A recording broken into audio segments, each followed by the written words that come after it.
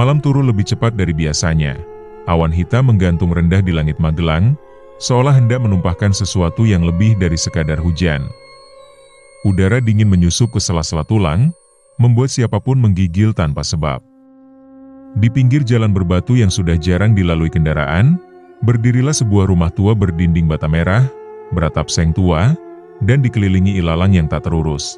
Di depan pagar kayu yang lapuk oleh waktu, Raka berdiri memandangi rumah itu dengan perasaan yang tak bisa ia jelaskan.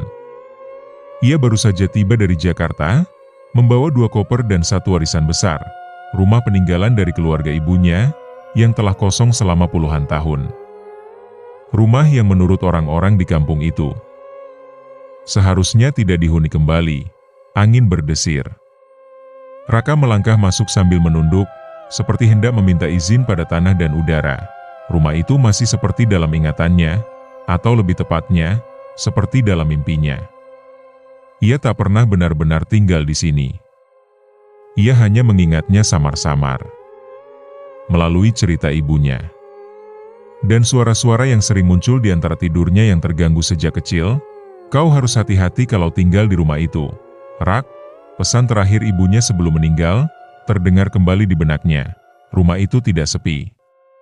Meski kelihatannya tak berpenghuni, pintu rumah itu tidak dikunci.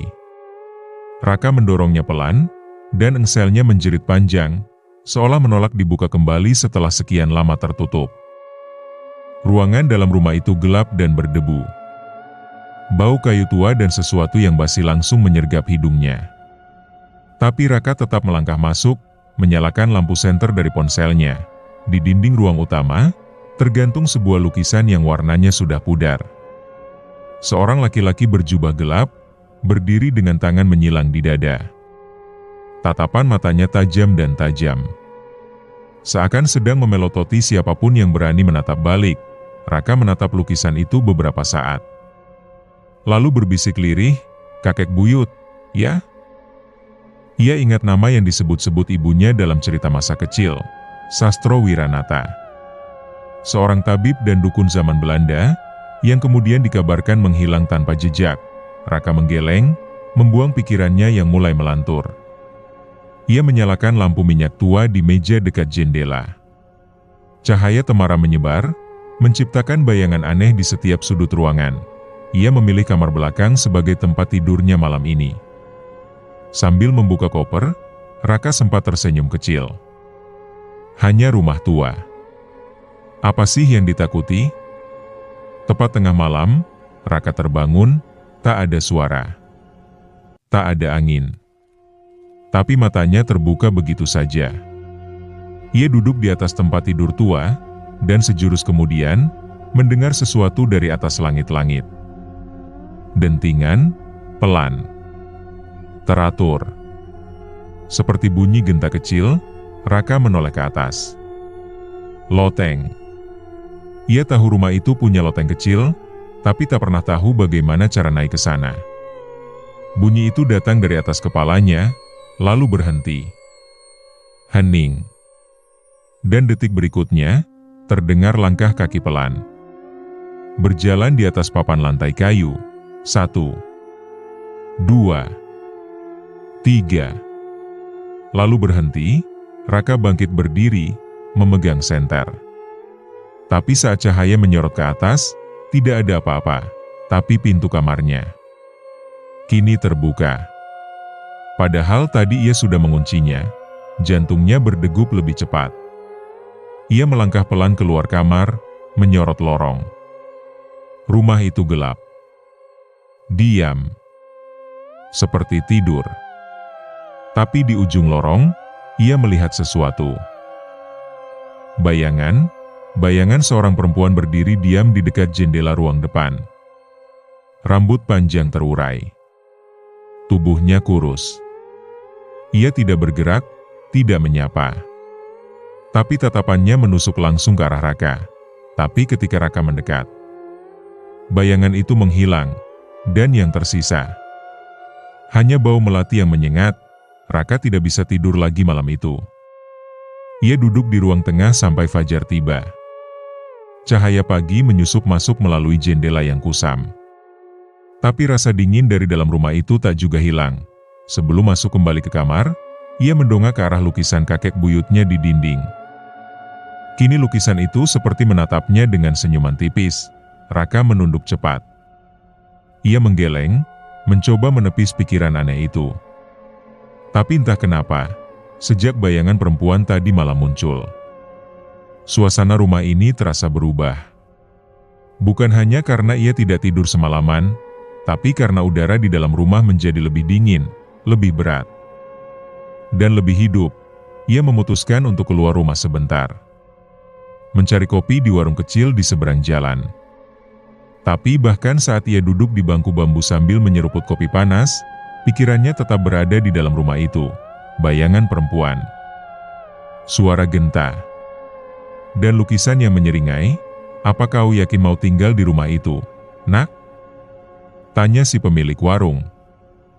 Seorang perempuan tua bermata sipit. Raka menoleh. "Kenapa memangnya? Rumah itu sudah puluhan tahun kosong. Terakhir yang tinggal di sana itu ibu dan nenekmu, sebelum mereka pergi mendadak ke kota. Padahal sebelumnya mereka bersumpah tak akan pernah meninggalkan rumah itu." Raka terdiam, lalu bertanya pelan, "Kenapa mereka pergi?" Perempuan tua itu hanya menatapnya. Bibirnya seperti hendak menjawab, tapi hanya senyum getir yang keluar. "Kalau kau merasa tidak sendiri di sana, jangan dilawan. Dengarkan saja." Raka menelan ludah. Pagi itu, kopi terasa hambar. Malam keduanya di rumah tua, ia memutuskan untuk menelusuri loteng. Setelah menyisir bagian belakang rumah, ia menemukan tangga kayu sempit tersembunyi di balik lemari tua. Tangga itu menuju ke sebuah pintu kecil di langit-langit. Tangannya bergetar saat menarik tali tuas pintu loteng. Pintu terbuka perlahan, menimbulkan suara berderit panjang yang membuat bulu kuduknya meremang. Tangga tua bergeser turun, menampakkan jalan gelap dan berdebu ke atas. Dengan senter dan tekad yang dipaksakan, Raka naik. Loteng itu rendah dan sempit, hanya cukup untuk berdiri setengah membungkuk. Debu menempel di udara, membuatnya batuk pelan. Di sudut ruangan, ada sebuah peti kayu panjang yang terkunci dengan gembok tua. Tapi sebelum ia sempat menyentuhnya, bunyi genta terdengar lagi, dekat. Sangat dekat. Seperti berada di dalam loteng itu juga, dentingnya lembut. Tapi terdengar mengiris telinga. Raka menoleh cepat. Tak ada siapa-siapa. Tapi ia melihat sesuatu.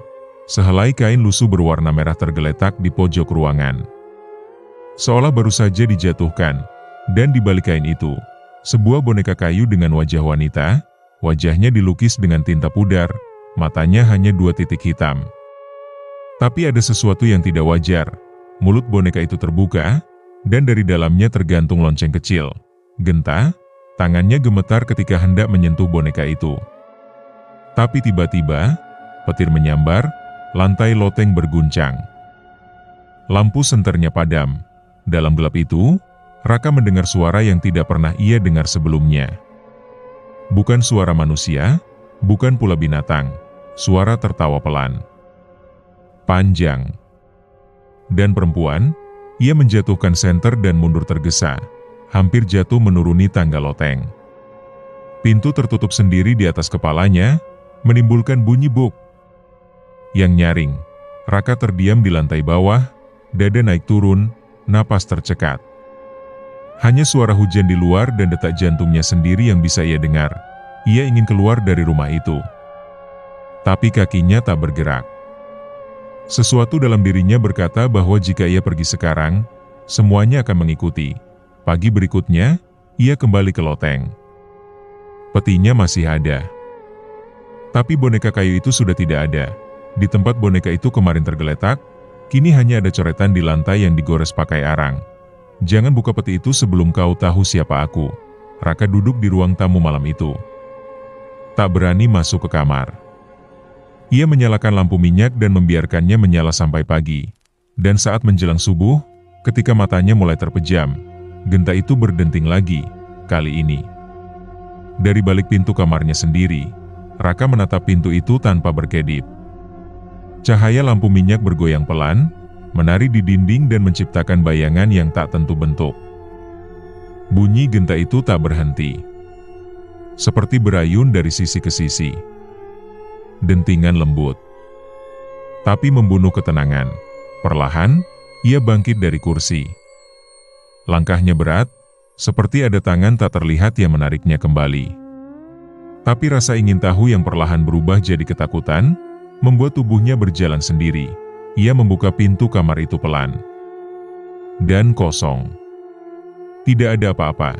Tapi di atas bantal tempat tidurnya, ada sesuatu yang belum pernah ia lihat sebelumnya.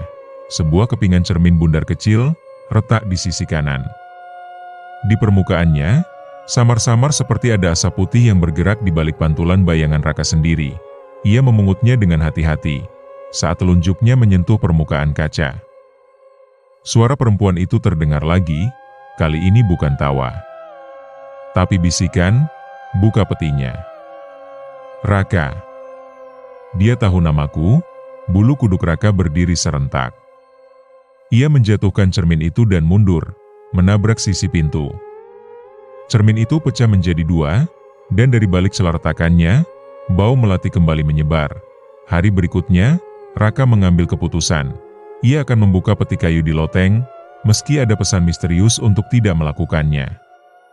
Ia sudah tidak tahan hidup dalam ketidaktahuan. Rumah ini menyimpan sesuatu, dan dirinya seperti ditarik ke dalam pusaran lama yang tak mau melepaskannya. Sore itu, ia naik kembali ke loteng, membawa linggis kecil. Peti tua itu terbuat dari kayu jati. Permukaannya diukir motif aneh seperti bunga dan wajah. Di bagian sisi, ada huruf-huruf Belanda yang hampir hilang termakan waktu. "For we gen rest zone den vergeten." Bagi yang dosanya tak bisa dilupakan. Dengan napas tertahan, Raka merusak gemboknya dan membuka tutup peti perlahan. Isi peti itu hanya satu, sebuah buku harian, kulitnya berwarna merah darah, mengelupas di banyak tempat. Di bagian depan tertera nama pemiliknya, Lasmi Sri Ratna 1885. Ia membuka lembar pertama. Tulisannya rapi, bersih, memakai tinta hitam yang sudah mulai memudar. Tapi isinya menampar Raka seperti tamparan tak kasat mata. "Hari ini aku dipaksa menjadi simpanan Tuan Sastro Wiranata. Mereka bilang aku akan diberi makan, pakaian, dan tempat tinggal. Tapi aku tahu, aku tak akan keluar dari rumah ini hidup-hidup. Aku melihat perempuan-perempuan sebelumnya. Mereka dikubur di belakang sumur. Aku mendengar tangisan mereka di malam hari. Tapi tak ada yang percaya, karena semua orang di kampung ini sudah dibungkam dengan upah dan kutukan. Aku tidak akan menyerah. Aku akan melawan. Aku sembunyikan semua rahasia ini di halaman terakhir. Siapapun yang membaca ini, tolong kuburkan aku dengan nama asliku. Aku tidak ingin menjadi bayangan di loteng ini selamanya." Raka gemetar. Ia membalik lembar demi lembar, dan di halaman terakhir, benar seperti yang ditulis, ada selembar peta kecil, digambar kasar dengan arang, menunjukkan lokasi belakang rumah. Dan tanda X besar di dekat sumur tua yang kini sudah ditutup semak-semak. Tapi di bawahnya, ada satu kalimat terakhir, ditulis dengan tinta merah menyala. "Jika kau membaca ini, aku akan datang padamu malam ini." Malam pun datang, dan benar saja, tepat pukul 12, pintu depan terbuka sendiri. Raka yang duduk di ruang tengah hanya bisa menatap. Angin tak bertiup. Tak ada suara. Tapi pintu itu perlahan bergerak. Dan terbuka sepenuhnya, di ambang pintu.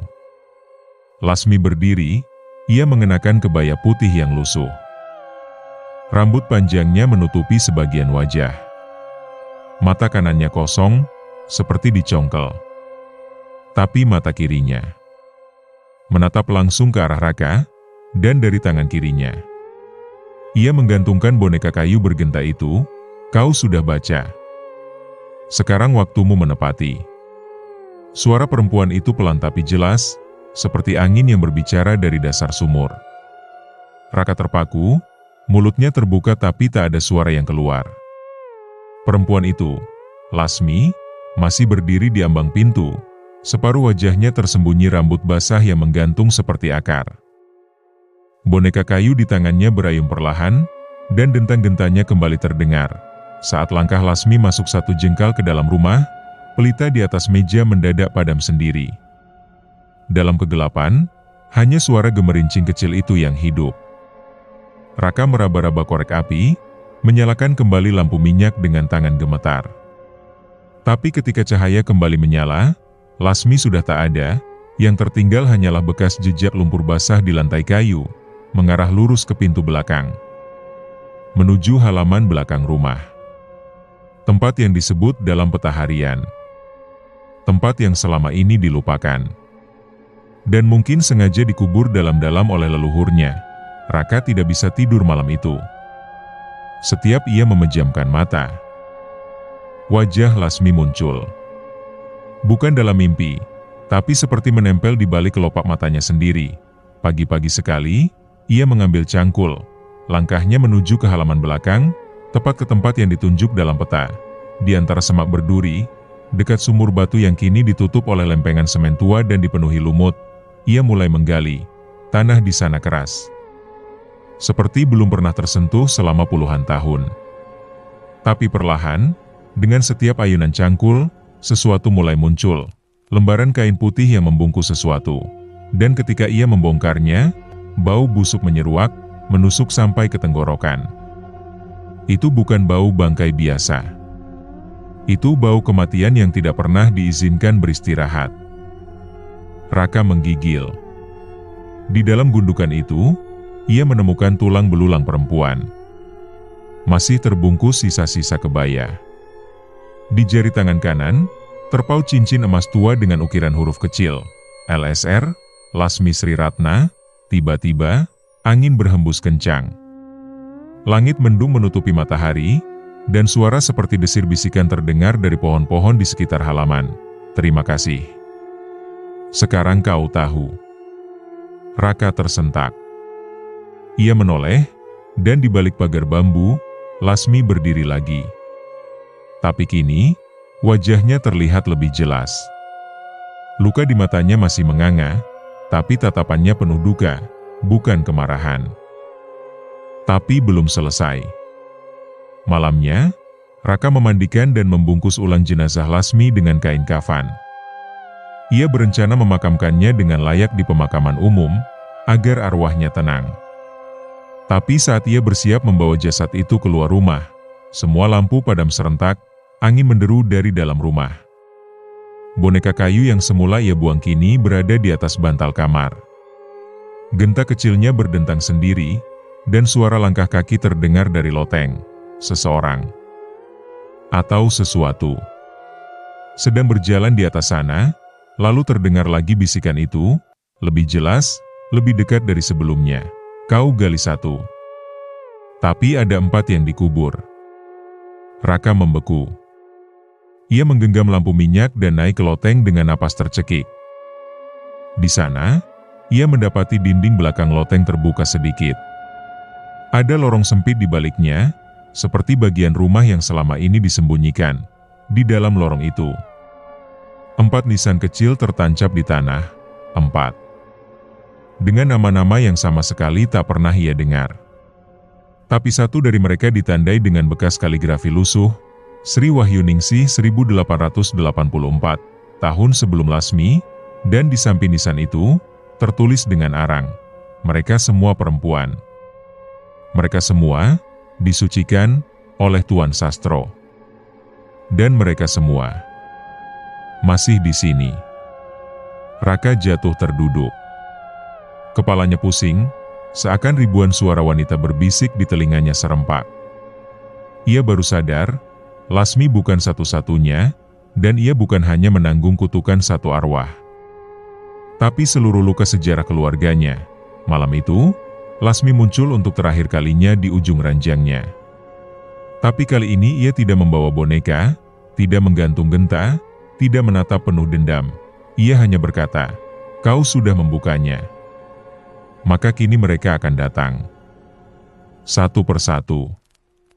Kata-kata Lasmi bergema seperti mantra yang tak berhenti menggaung di telinga Raka.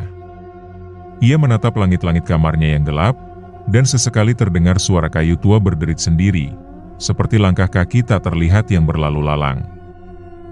Malam itu menjadi malam pertama dari malam-malam terpanjang dalam hidupnya. Ia tak berani tidur. Lampu minyak menyala sepanjang malam, dan cermin besar di sudut kamar, yang selama ini tak pernah ia perhatikan, tiba-tiba terasa seperti mata yang mengintip. Cermin itu berbingkai ukiran perunggu, tinggi hampir 2 meter, dan sudah kusam. Permukaannya retak kecil di sudut kanan atas, mungkin dari zaman Belanda. Ia bahkan tak tahu siapa yang meletakkannya di sana, karena sejak ia pindah ke rumah warisan ini, cermin itu sudah ada di tempatnya. Tapi malam itu, saat jarum jam menunjukkan pukul 3.33, cermin itu mengembun, tanpa alasan. Padahal udara dingin, tapi tak ada napas atau uap. Dan perlahan, dari balik kabut di dalam cermin, muncul siluet perempuan. Rambutnya panjang, menutupi wajah. Tapi yang membuat darah Raka berhenti mengalir, bukan rambutnya. Bukan bajunya, tapi posisi kepalanya. Kepalanya terbalik, dagu menghadap ke atas, ubun-ubun ke bawah, seperti digantung terbalik dari langit-langit neraka. Raka mundur selangkah. Tapi di dalam cermin, perempuan itu tidak mundur. Ia maju, 1 langkah, dan lagi, dan lagi. Raka berlari keluar kamar. Tapi suara kaca pecah, ia menoleh, cermin itu tetap utuh. Tapi bayangan perempuan itu tidak ada lagi. Dan dari sudut kamar, terdengar suara nafas berat, dekat, sangat dekat. Keesokan paginya, Raka pergi ke kelurahan. Mencari catatan pemilik rumah ini dari masa lalu. Ia menunjukkan nama-nama yang ia temukan di lorong loteng. Sri Wahyuningsih, Lasmi Sri Ratna, dan 2 lainnya yang belum ia kenali. Petugas arsip mengernyit. Tapi setelah membolak-balik berkas kuno, ia menarik 1 map berwarna coklat tua dan menggumam. Ini tidak boleh dipinjam, tapi boleh dibaca di sini. Di dalam map itu, tercatat 1 kejadian kelam, tahun 1886. Ditemukan 4 jasad perempuan muda tanpa kepala yang dikubur massal secara rahasia oleh pemilik rumah Tuan Sastro Wiranata. Kasus ditutup oleh penguasa kolonial. Rumah itu dikutuk oleh masyarakat sekitar sebagai tempat perempuan yang tidak pernah tidur. Raka terduduk lemas. Tak salah lagi, mereka yang datang kepadanya bukan sekadar arwah penasaran, tapi jiwa-jiwa yang dipenggal hidup-hidup dan dikubur tanpa nama. Malam kedua pun datang. Kali ini, ia menyembunyikan cermin besar itu di gudang. Tapi jam 3:33. Suara kaca pecah terdengar lagi. Ia lari ke gudang. Cermin itu berdiri tegak, menghadap pintu. Dan dari balik cerminnya, bukan 1, tapi 2 sosok ini tampak. Perempuan berkepala terbalik, dan seorang perempuan lain dengan wajah penuh jahitan, seperti dijahit ulang dengan kawat. Keduanya tak bergerak, hanya menatap Raka dari balik permukaan kaca. Dan tersenyum. Tapi saat ia menutup pintu gudang dan kembali ke kamarnya, mereka sudah duduk di atas ranjang.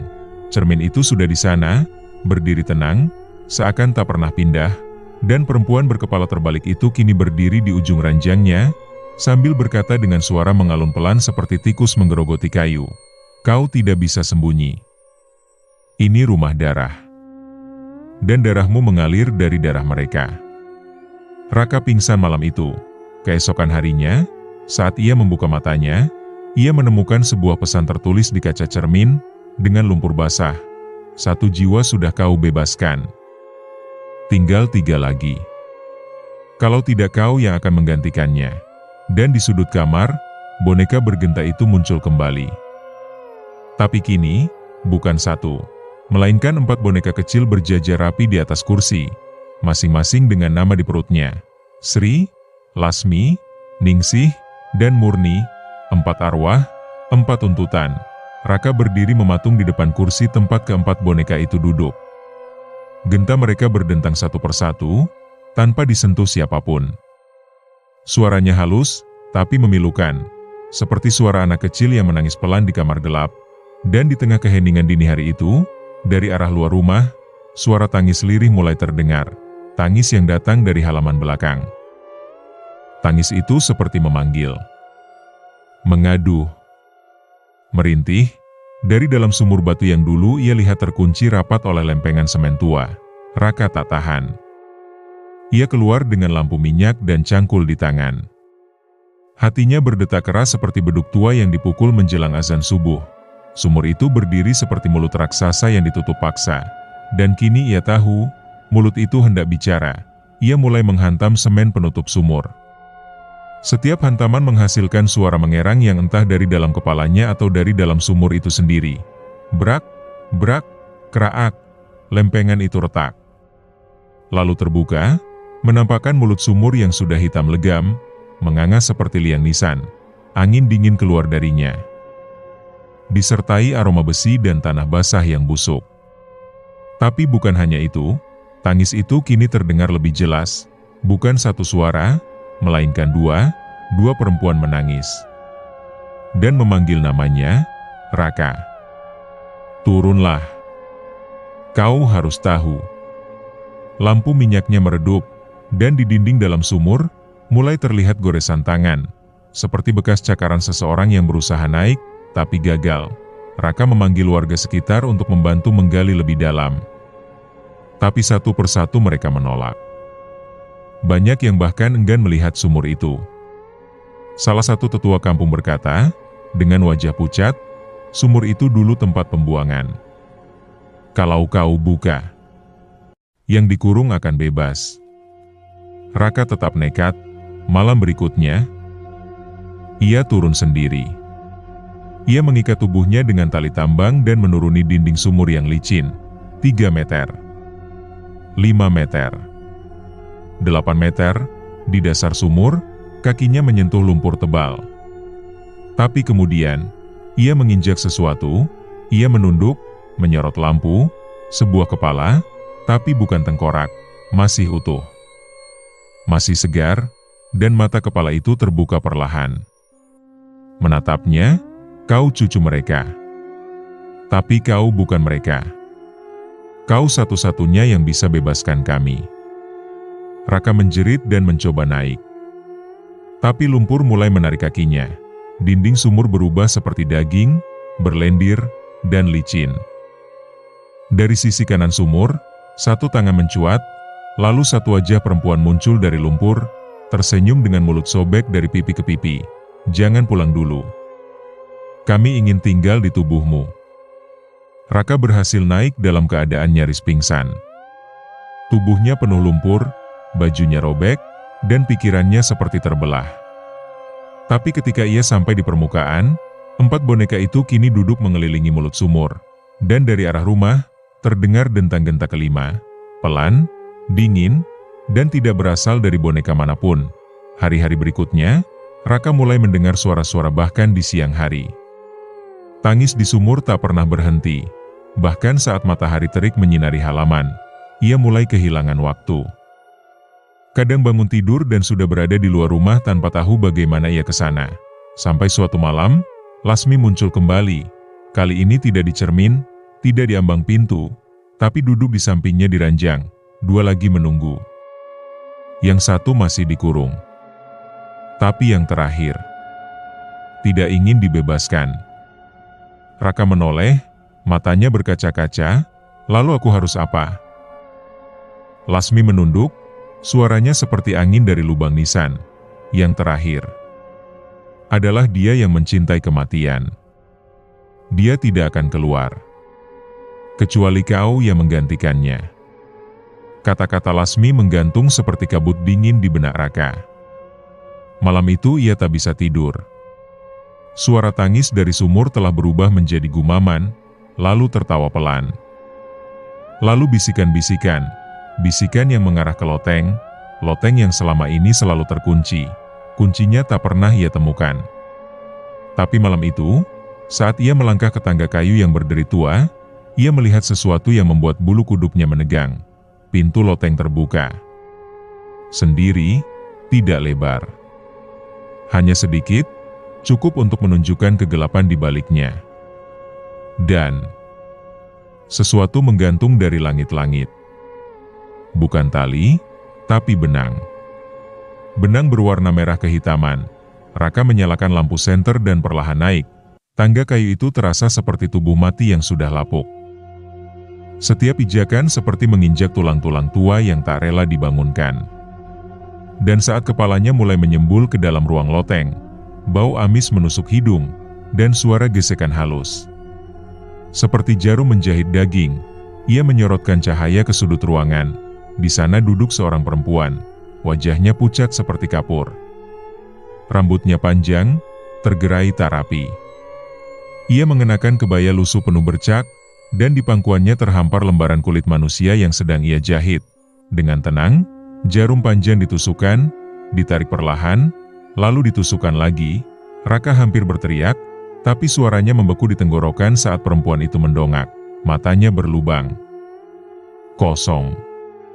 Tapi dari lubang itu menetes air hitam pekat. Aku belum selesai. Jangan ganggu aku. Aku harus menyelesaikan tubuhku. Raka mundur perlahan. Tapi jarinya menyenggol meja kecil di dekat tangga, dan sebuah benda jatuh. Bunyi logam keras menghantam lantai. Krak, perempuan itu berhenti menyulam. Kepalanya berputar, bukan sekadar menoleh, tapi benar-benar berputar 180 derajat.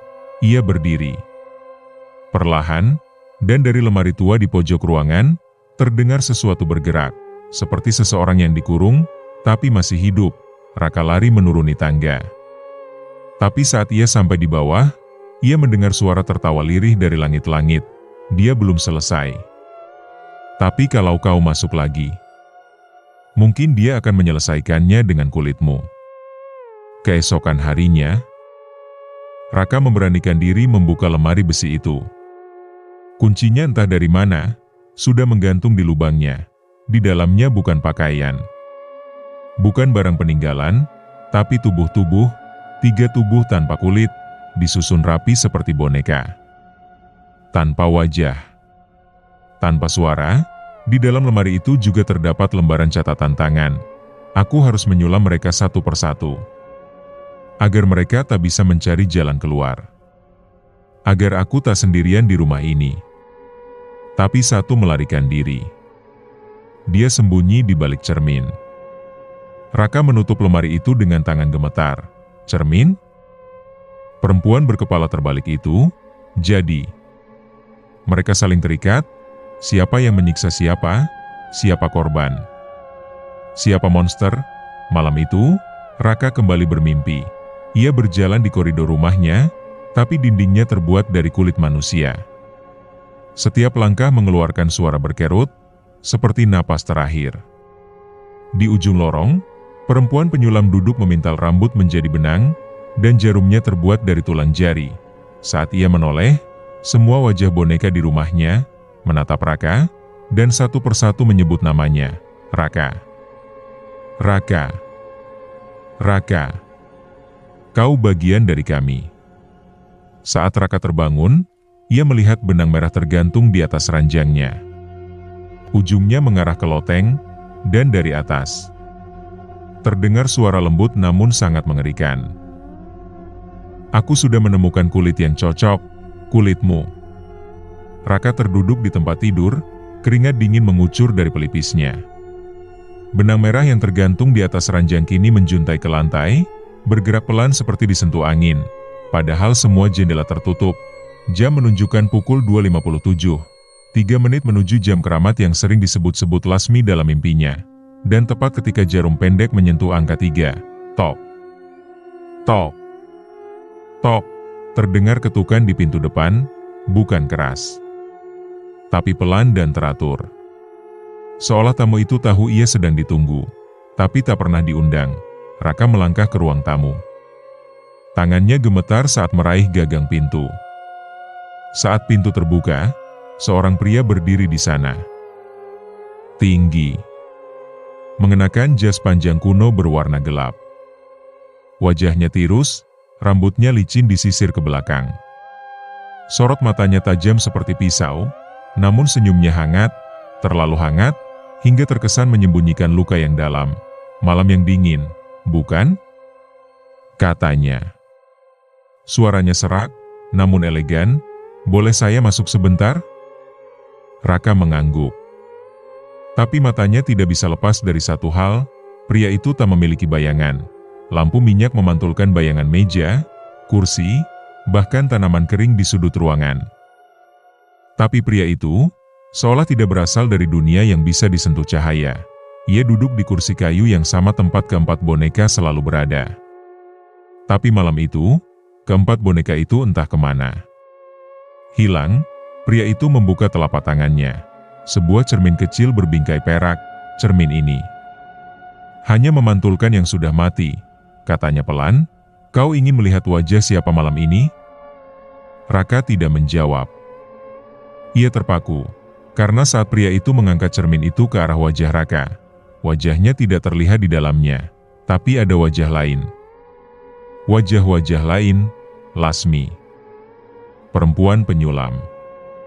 Bocah kecil dengan mata hitam, dan satu wajah yang belum pernah ia lihat sebelumnya. Wajahnya sendiri. Tapi lebih tua. Dan matanya kosong. Seperti mayat yang sudah terlalu lama tak dikuburkan. Kenapa kau tunjukkan ini padaku? Tanya Raka dengan suara pecah. Siapa kau sebenarnya? Pria itu tersenyum. Ia menurunkan cermin, dan menjawab pelan, aku penjaga ambang. Antara yang hidup dan yang belum sadar kalau mereka sudah mati. Rumah ini adalah simpul. Tempat di mana batas waktu dan ruang tidak berlaku. Dan kau, Raka. Kau sudah terlalu dekat dengan garis pemisah itu. Ia berdiri. Langkahnya tidak menimbulkan suara. Saat ia berjalan menuju pintu, 4 bayangan muncul dari sudut-sudut ruangan. Bukan bayangan manusia, tapi bayangan wajah, melayang, mengerang, menempel di dinding seperti cap darah yang membentuk mulut. Pria itu menoleh sesaat, jika kau ingin selamat. Jangan pernah bercermin setelah jam 3, karena mulai malam ini, cermin tidak lagi menunjukkan masa kini, tapi masa kematianmu. Pintu tertutup sendiri, Raka tak bisa tidur malam itu. Ia menutupi semua cermin di rumah dengan kain hitam. Tapi pukul 3 dini hari berikutnya, semua kain penutup itu terlepas sendiri. Dan di setiap permukaan cermin, wajah-wajah itu kembali muncul. Kini bukan hanya menatap, tapi berbicara, waktumu. Tinggal 3 malam lagi. Kata-kata itu bergema di kepala Raka, meski cermin-cermin telah ia tutup kembali. Tapi malam itu, suara mereka tidak lagi berasal dari dalam cermin, melainkan dari dalam dinding, dari balik lantai, dari langit-langit, dari dalam dirinya sendiri. Ketika jam menunjuk pukul 3, lampu rumah mati serempak. Dalam gelap, Raka mendengar suara-suara kursi digeser perlahan, suara piring yang ditaruh di meja, gelas yang saling beradu, dan suara langkah kaki. Lebih dari 1, meja makan tua di tengah rumah mulai digunakan. Oleh mereka yang tak lagi bernapas, Raka berjalan tertatih ke ruang makan. Pelan, namun seolah dipanggil oleh sesuatu yang tak bisa ia lawan, lampu gantung menyala sendiri. Meja makan tua kini dipenuhi tamu.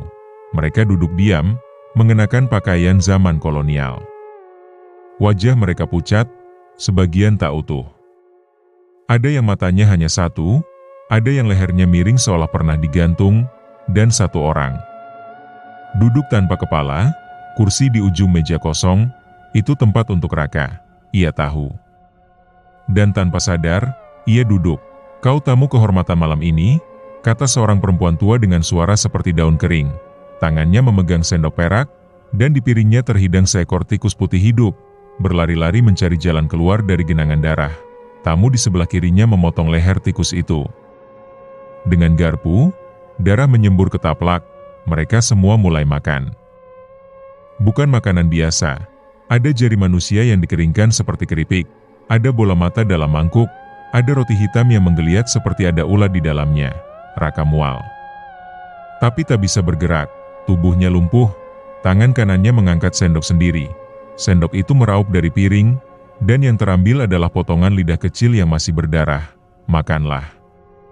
Sebelum kita makan bagianmu, bisik seorang tamu dengan wajah separuh membusuk. Tiba-tiba, pintu ruang makan terbuka sendiri.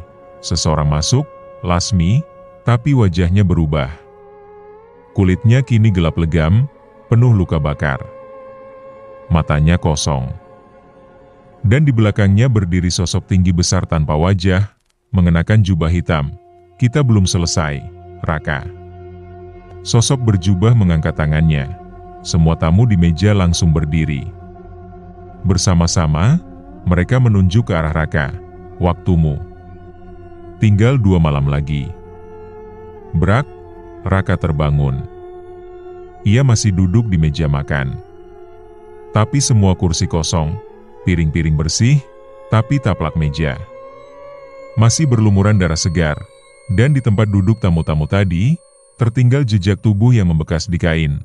Seperti seseorang pernah duduk di sana, lama sekali. Raka menoleh ke bawah meja, seekor tikus putih menatapnya. Dengan mata manusia, Raka meloncat dari kursinya, terhuyung mundur hingga menabrak dinding. Nafasnya berat.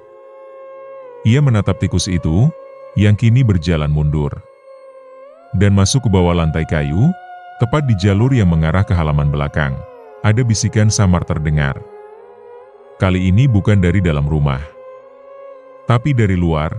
Jangan biarkan malam ini berlalu tanpa kau melihat ke dasar sumur. Raka, meski gemetar, seolah terhipnotis. Ia menggenggam senter, berjalan melewati dapur, dan membuka pintu kayu tua yang menghubungkan rumah dengan halaman belakang. Angin malam terasa lebih dingin dari biasanya. Langit penuh kabut, dan di tengah halaman berdiri sumur batu yang sudah tua. Dindingnya dililit akar kering, dan ember timbanya sudah berkarat, tapi air sumur masih ada. Masih dalam. Dan, masih berdenyut, Raka mengangkat timba. Perlahan, dari dalam sumur terdengar suara-suara. Jangan buang aku ke dalam. Jangan buang aku ke dalam. Aku belum cukup bulan.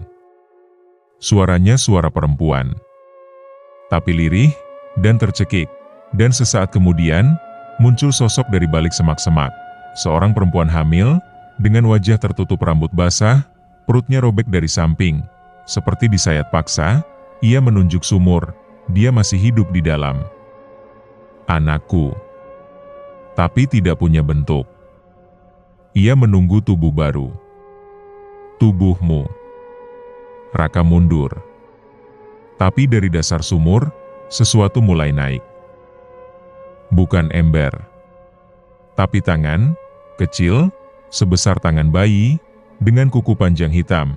Tangannya 1, lalu 2. Lalu muncul kepala, bukan kepala manusia, melainkan wajah tanpa mata, hanya mulut yang menganga lebar dari pelipis ke pelipis. Sosok itu keluar dari sumur, tubuhnya transparan seperti ari-ari basah. Ia bergerak melayang, menempel ke dada Raka. Raka jatuh terduduk. Napasnya tersengal. Sesuatu merayap masuk dari pusar ke tenggorokannya. Bayangan janin itu sedang berusaha masuk ke dalam tubuhnya, menempati ruang yang tidak ada. Jangan lawan. Biarkan aku hidup. Biarkan aku lahir melalui kau. Namun tiba-tiba, sosok berjubah hitam, yang pernah muncul di balik Lasmi, muncul kembali. Ia berdiri di samping sumur, menatap ke arah Raka, dengan suara bergema, kau terlalu cepat untuk dipilih.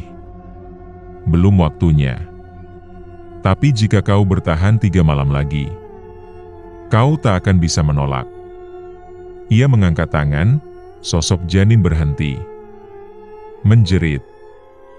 Dan menghilang ke dalam sumur, kembali ke kegelapan.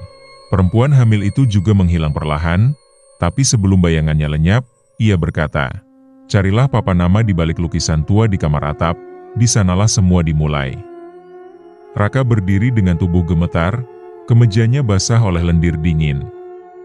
Ia menatap sumur itu, dan kini ia tahu, sumur itu bukan tempat menyimpan air, tapi tempat menyimpan masa lalu yang tidak diizinkan lahir. Kata-kata itu terngiang-ngiang di kepala Raka saat ia kembali masuk ke rumah.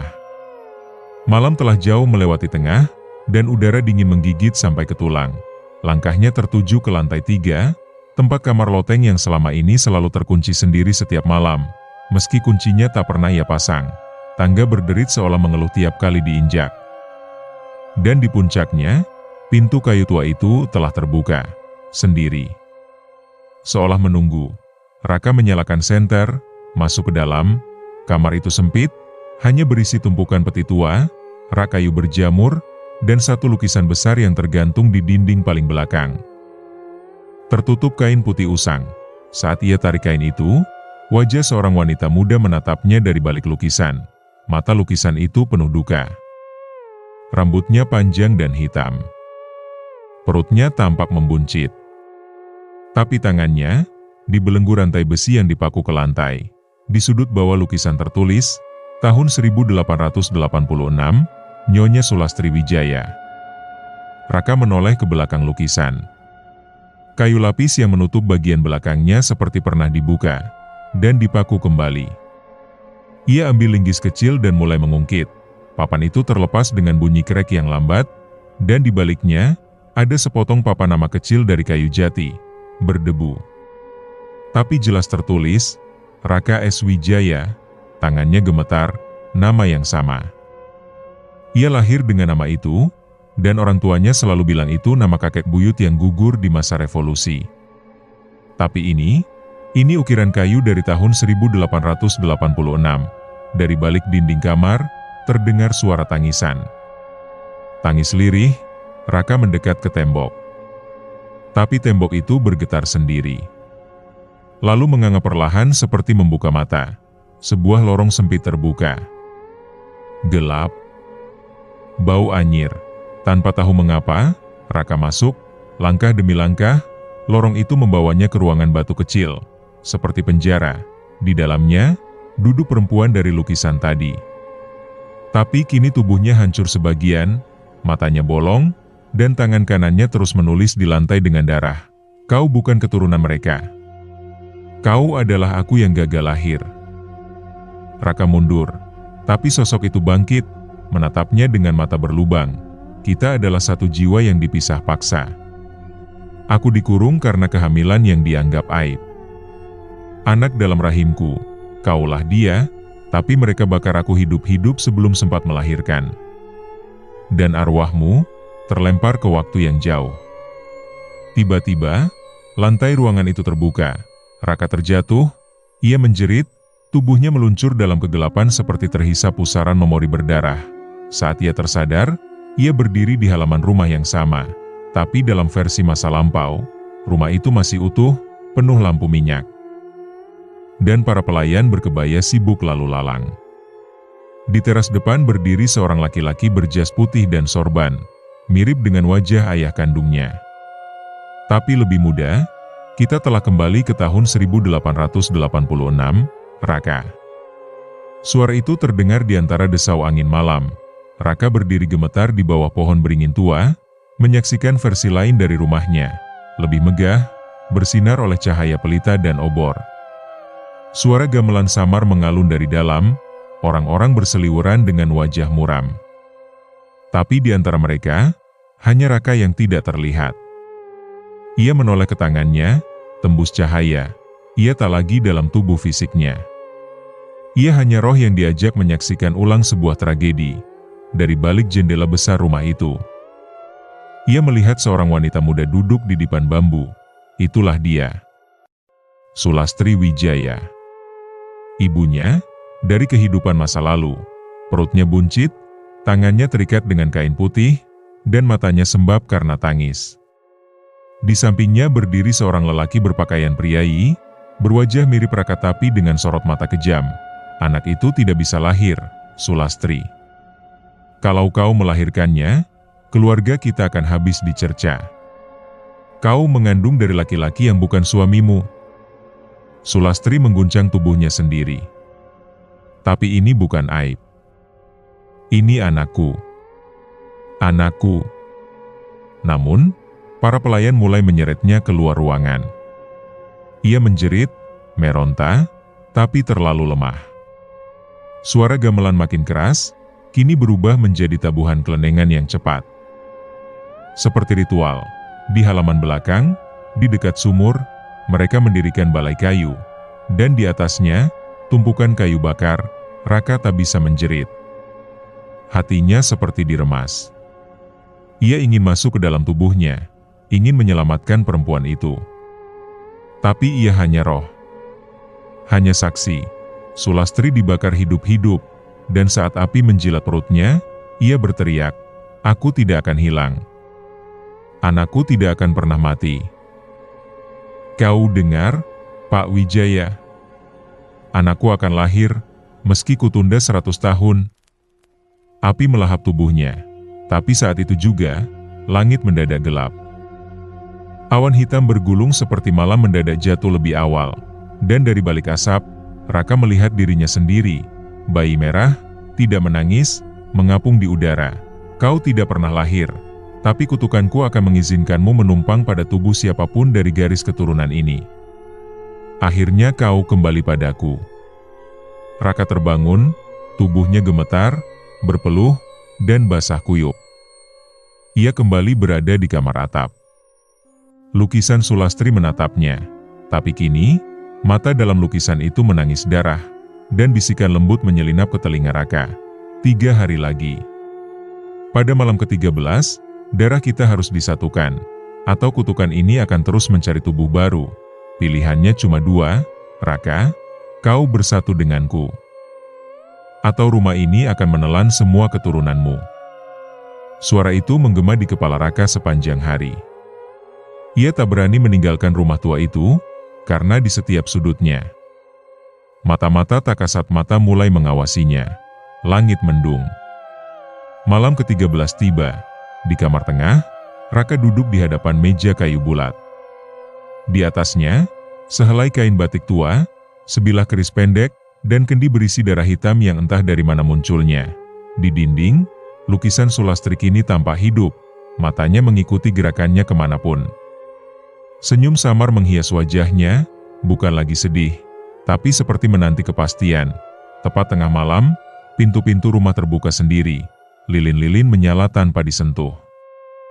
Dan suara serentak terdengar dari dalam tanah, "Mulailah. Sebab waktu yang tertunda kini harus dibayar." Tangan Raka menggigil saat mengangkat keris itu. Ia tak tahu harus menikam siapa, tapi tiba-tiba, tubuhnya bergerak sendiri. Keris itu terangkat dan menghujam pelengannya. Darah segar memancar dan menetes ke kendi. Udara di sekelilingnya berputar. Angin menderu. Kendi itu mendidih, lalu dari dalam kendi, tangan berdarah muncul, dan tubuh Sulastri merangkak keluar darinya. Tapi kini, ia bukan lagi wanita lemah. Ia berdiri tinggi, rambutnya menjuntai seperti belitan ular, matanya merah menyala. "Anakku, darah kita telah menyatu kembali. Saatnya kita menjadi satu. Dalam tubuhmu." Ia merentangkan tangannya, siap merasuk, tapi detik itu juga, sebuah bisikan lain muncul. "Raka, jangan biarkan ia masuk. Kau bisa memutus kutukan ini, tapi kau harus menyerahkan satu hal, nama yang kau sandang." Suara itu berasal dari balik cermin, kakek Raka, yang sudah meninggal 7 tahun lalu. Sosoknya muncul di dalam bayangan, mengenakan pakaian adat Jawa kuno. Nama Wijaya berasal dari darah yang telah dikutuk. "Putuskan namamu, dan roh itu akan kehilangan pintu masuk." Sulastri menjerit, "Kau tak akan jadi siapa-siapa tanpa nama itu. Nama itu milikmu. Nama kita. Nama darah." Raka memejamkan mata. Tubuhnya mulai melayang. Darah mengalir deras dari lengan ke kendi. Lalu, dengan suara nyaring, ia teriak, "Aku bukan Raka S. Wijaya lagi. Aku adalah Raka. Dan hanya Raka. Aku tidak mewarisi darah siapapun." Lantai rumah berguncang, lukisan pecah, lilin meledak satu persatu. Sulastri berteriak, tubuhnya meleleh seperti lilin panas, dan kendi darah pecah berkeping-keping. Dari retakan lantai, muncul cahaya terang membutakan, dan dari sana terdengar tangis bayi, bukan tangis menyeramkan, tapi tangis seorang anak yang akhirnya bisa lahir. Saat semua usai, Raka terbangun di depan rumah. Pagi telah datang, rumah tua itu telah menjadi puing. Tak ada apa-apa lagi. Seperti baru saja terbakar bertahun-tahun silam. Di tangannya, tertulis kata dengan darah, "Kutukan telah selesai, tapi ingat, sejarah yang dibakar selalu meninggalkan abu." Sudah pagi. Tapi mengapa dunia tetap terasa kelabu? Raka berdiri di tengah puing-puing bekas rumah tua itu, tanpa satupun saksi bahwa di tempat itu pernah berdiri bangunan bergaya kolonial yang menyimpan sejarah kelam. Hanya arang dan batu bata gosong yang tersisa, seolah rumah itu telah terbakar puluhan tahun lalu. Meski semalam masih utuh, tak ada yang percaya padanya. Tak ada yang mengingat Sulastri. Tak ada catatan, tak ada dokumen. Seakan semua jejak tentang keluarga Wijaya telah dihapus dari dunia. 3 bulan berlalu, Raka tinggal di rumah kontrakan kecil di luar kota. Ia hidup sederhana, menjauhi siapapun yang menyebut kata keturunan atau silsilah. Tapi malam-malamnya tetap tidak pernah benar-benar tenang. Setiap tidur, ia bermimpi. Seorang wanita berbaju putih duduk di pojok kamar, tak bicara, tak bergerak, tapi matanya basah. Dan ia membawa kendi yang sama seperti malam itu. Dan ketika Raka terbangun, di bawah ranjangnya selalu ada setitik abu basah, berwarna hitam kelam. Suatu siang, ia mendatangi kantor kelurahan untuk mengurus perubahan nama resmi. "Jadi Anda ingin menghapus marga Wijaya? Anda yakin?" "Ya," jawab Raka mantap. "Saya tidak ingin diwarisi oleh siapapun." Petugas itu diam sejenak lalu bertanya, "Nama lengkap Anda sekarang hanya Raka?" "Ya." Hanya itu. Beberapa minggu kemudian, Raka mendapatkan surat resmi. Ia kini adalah seseorang tanpa garis, tanpa akar, tanpa warisan. Ia pikir itu adalah akhir dari segalanya. Namun saat ia menaruh surat itu di meja, angin dingin menyelinap dari jendela, dan di cermin ruang tamunya tampak sosok Sulastri, tersenyum kecil. "Kau pikir kutukan hanya hidup di nama? Tidak, Raka. Kutukan hidup dalam ingatan." Cermin itu retak seketika. Dari dalamnya, abu berjatuhan, membentuk tulisan, "Abu tak bisa dibakar 2 kali." Raka kini tahu, ia telah menang, tapi ia tidak bebas, karena siapapun yang pernah memanggil masa lalu, harus menanggung jejaknya, sampai mati.